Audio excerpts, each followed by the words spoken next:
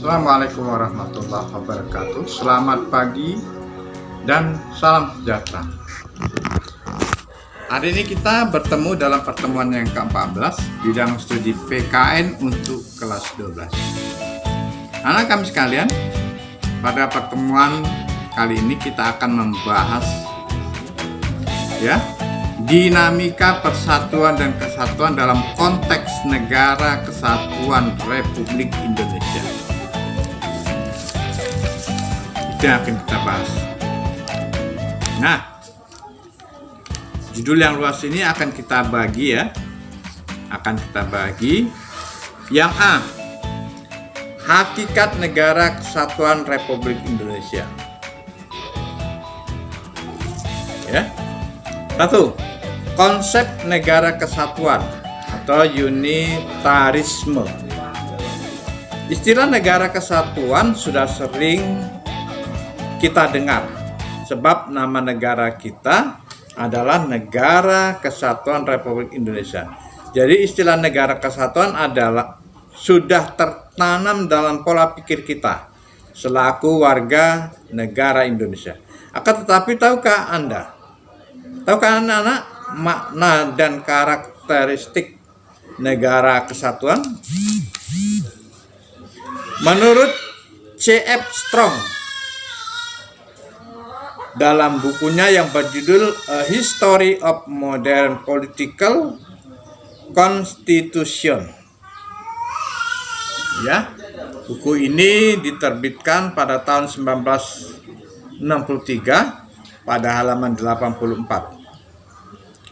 Negara kesatuan adalah bentuk negara di mana wewenang legislatif tertinggi dipusatkan dalam suatu badan legislatif nasional.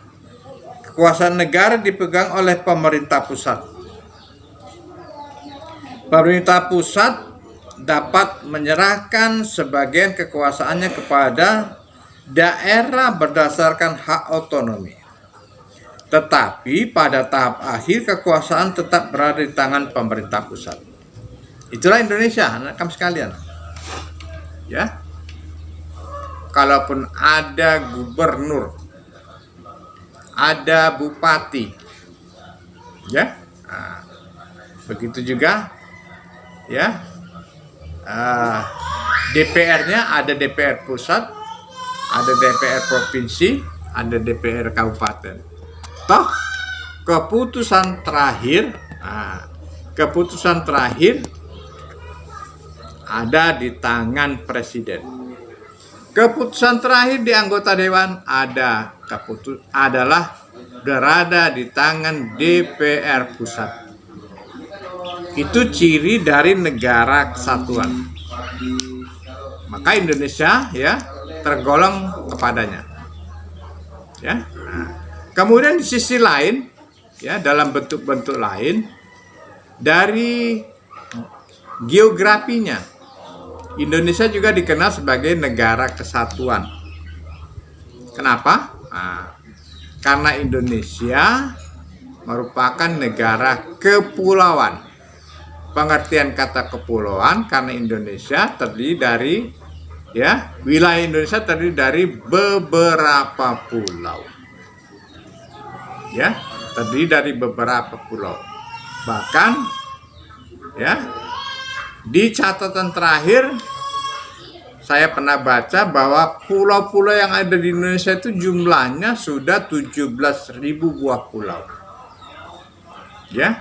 Nah ini menjadi satu negara yang namanya Negara Kesatuan Republik Indonesia. Pendapat C.F. Strong tersebut dapat dimaknai bahwa negara kesatuan adalah negara bersusun tunggal, yakni kesatuan untuk mengatur seluruh daerahnya ada di tangan pemerintah pusat. Kembali lagi pusat yang menentukan. Kalaupun tadi ada disebutkan daerah otonomi, provinsi, kabupaten, toh keputusan terakhir ada di pemerintah pusat. Pemerintah pusat memegang kedaulatan sepenuhnya baik ke dalam maupun ke luar negeri. Hubungan antara pemerintah pusat dengan rakyat dan daerahnya dapat dijalankan secara langsung. Dalam negara kesatuan hanya ada satu konstitusi, satu undang-undang. Ya, kita mengenal ya. Kita mengenal Undang-Undang Dasar 1945. Kemudian dasar negara juga begitu juga. Dasar negara kita ya, dari sebuah negara yang berbentuk kepulauan 17.000 buah pulau, dasar negaranya satu, Pancasila.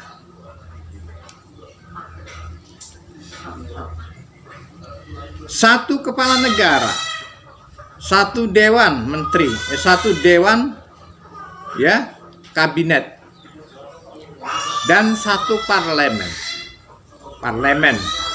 ya, Dewan Perwakilan Rakyat. Demikian pula dengan pemerintahan, yaitu pemerintahan pusatlah yang memegang wewenang tertinggi dalam segala aspek pemerintahan.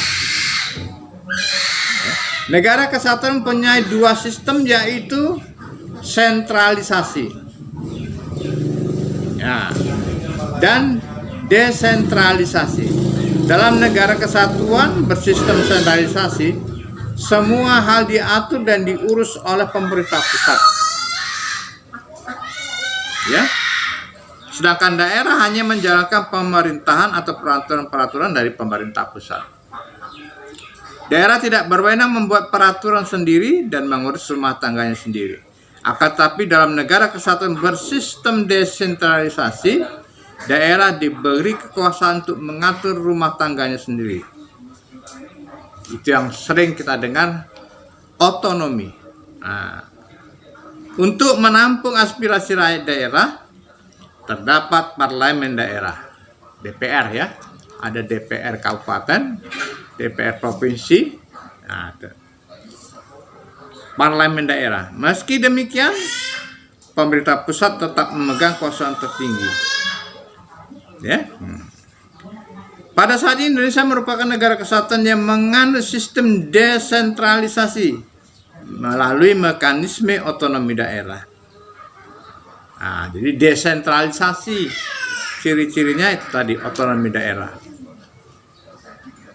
Ya, itu yang pernah terjadi di negara kita. Nah, kami sekalian, saya kira sampai di situ dulu untuk pertemuan kita yang ke-14 ini. Mudah-mudahan menambah wawasan kita semua. Terima kasih dan mohon maaf. Assalamualaikum warahmatullahi wabarakatuh.